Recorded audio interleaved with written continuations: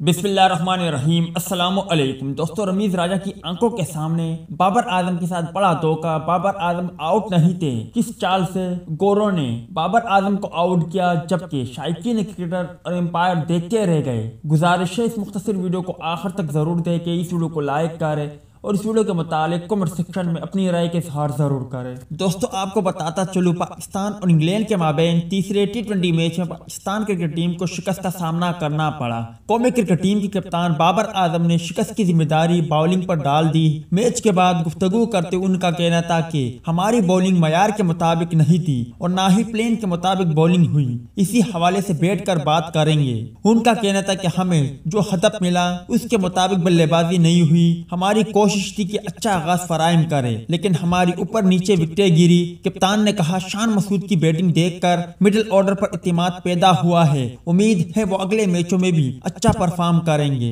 याद रहे कि जब बाबर आजम और मोहम्मद रिजवान बल्लेबाजी कर रहे थे तो एक वक्त में ऐसा लगा कि बाबर आजम यकीनी तौर पर इस गेंद को बाउंड्री लाइन से बाहर फेंकने में कामयाब हो जाएंगे, मगर बदकिस्मती से जब बाबर आजम ने गेंद को हवा में उछाला और इंग्लैंड बल्लेबाज ने बिल्कुल बाउंड्री लाइन के करीब गेंद को कैच किया।